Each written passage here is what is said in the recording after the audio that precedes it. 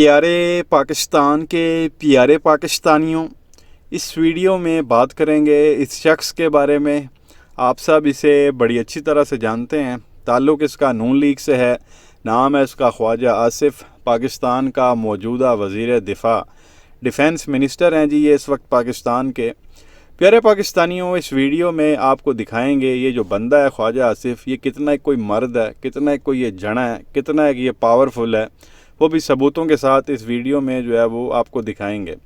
अब प्यारे पाकिस्तानियों, होता क्या है कि ये जाता है हामिद मीर के प्रोग्राम में। वहाँ पे जो है वो हामिद मीर प्रोग्राम के दौरान इससे जो है वो एक बड़ा ज़बरदस्त सवाल करता है, और ये आगे से क्या भंड मारता है, क्या भोंगी आप कह लें कि मारता है, या बिल्कुल ही आप कह लें कि डर जाता है ये बंदा। ये छोटा सा क्लिप है, ये आप सुने हामिद मीर ने क्या सवाल किया और इसने आगे से क्या जवाब दिया। इनकी बातों पे गौर करेंगे, सुने, फिर आगे मज़ीद बात करते हैं। भाई साहब, अब आप वज़ीर दफ़ा हैं इस मुल्क के, तो एक आर्मी चीफ जो है उसने बतौर एक फौज के सरबराह के वज़ीर दफ़ा के सामने कहा कि जी हम मार्शल लॉ भी लगा देंगे, और सिर्फ आपके सामने नहीं कहा, ये बातें तो उन्होंने एनडीयू में एक ऐसे मजमे में कही हुई हैं, मजमे में कही हुई हैं। तो क्या फिर उस बंदे पर उसका एहतसाब नहीं होना चाहिए? ठीक है, मैं कौन होता हूँ? मेरी इतनी जो आप वज़ीर दफ़ा हैं, आप वज़ीर दफ़ा हैं इस मुल्क के। आगे औकात से पढ़ के बात। तो ये प्यारे पाकिस्तानियों, आपने सुना हामिद मीर का बड़ा ज़बरदस्त सवाल था कि भाई जब आप डिफेंस मिनिस्टर थे, आप वज़ीर दिफ़ा थे, उस वक्त जो है वो army chief general Qamar Javed Bajwa थे, और उस बाजवा ने जो है वो आपकी मौजूदगी में आपके सामने कह दिया था कि हम जो है वो मार्शल लॉ लगा देंगे, और आप जो है वो वज़ीर दिफ़ा थे, और अब बाजवा जो है वो रिटायर हो चुका है। तो आपको जो है वो कोई एहतसाब नहीं करना चाहिए ऐसे शख्स का। आगे से वो ख्वाजा आसिफ जो है वो डरते हुए कह रहा है जी मैं तो पहले ही औकात से बढ़ के बातें कर रहा हूँ, तो मैं कौन होता हूँ कार्रवाई करने वाला, मेरी तो इतनी हैसियत नहीं है, तो मेरी इतनी औकात नहीं है। हालांकि प्यारे पाकिस्तानियों, आइन और कानून के मुताबिक अगर सारी चीज़ों को देखा जाए ना, तो ये एक चेन, अगर हम चेन पे बात कर लें तो होता ही है कि सबसे ऊपर बैठा हुआ होता है सदर, जो कि सुप्रीम कमांडर है।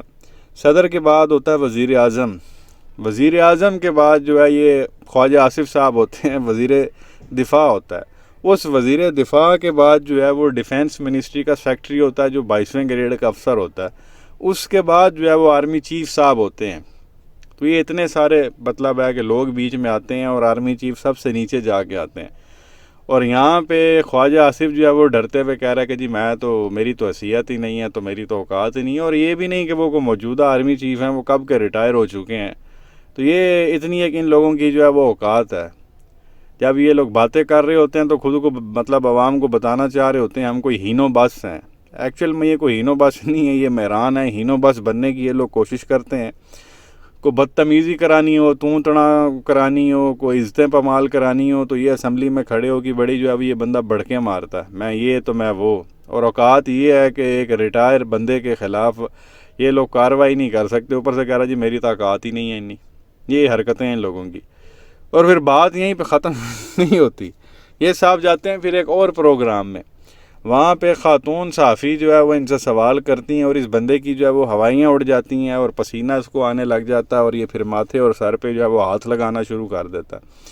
ये सवाल भी आप सुन लें, और आगे से ख्वाजे का क्या रिएक्शन था ये भी आप सुने, देखें, फिर आगे मज़ीद बात करते हैं। सर लास्ट क्वेश्चन, अगर अक्टूबर आप ही ने कहा था कि इलेक्शन को ऑडिट हो सकता है अगर अदलिया के अंदर तब्दीलियां आ गई, जो कि आनी है, अभी ज़ाहिर है कि चीफ जस्टिस बदलने हैं, तो अभी भी वो खदशा मौजूद है कि ऑडिट हो सकता है, 4 हल्के खुल सकते हैं? ये जो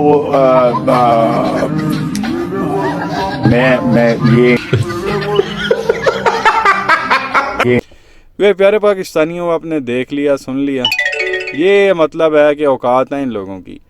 वो सहाफ़ी सवाल करती है जी कि अभी अक्टूबर के महीने में जो है वो तब्दीली आनी है अदालत में, यानी कि सुप्रीम कोर्ट का जो ये चीफ़ है, चीफ़ जस्टिस, इसने तब्दील होना है, तो उसके बाद जो है वो इलेक्शन का ऑडिट होगा।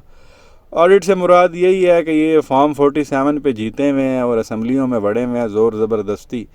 तो नए चीफ़ जस्टिस आएंगे तो वो बोलेंगे कि भाई ये जो पीटीआई वालों ने केस किए हुए हैं इलेक्शन ट्रिब्यूनल में जो चल रहे हैं, इनका फ़ौरन फ़ैसला किया जाए।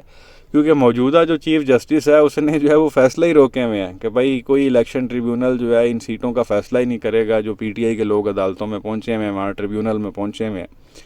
تو نیا جب چیف جسٹس آئے گا وہ فوراً حکم دے گا کہ بھائی ان کو جو ہے وہ بھگتاؤ، تو 1-2 مہینے کے اندر اندر جو پی ٹی آئی کی سیٹیں ہیں وہ واپس ہو جائیں گی، نون لیگ وہی اپنے 17-18 سیٹوں کے ساتھ رہ جائے گی اور حکومت ان کی ختم ہو جانی ہے۔ تو یہی اس صحافی نے سوال کیا کہ بھائی اکتوبر کا مہینہ ہے، عدالتی تبدیلی آ سکتی ہے، الیکشن کا آڈٹ ہو سکتا ہے، تو پھر کیا ہوگا، آپ کو کیا لگتا ہے؟ تو وہ آگے سے یاں اس کے منہ سے جو ہے وہ کچھ نکل ہی نہیں رہا، وہ الٹا کبھی سر پہ ہاتھ مار رہا ہے، کبھی ماتھے پہ ہاتھ مار رہا ہے، کبھی کچھ کر رہا ہے، اس کے منہ سے جو ہے وہ کوئی چیز ہی نہیں نکل رہی کہ اگر ایسا کچھ ہو گیا تو پھر جو ہے کیا ہوگا۔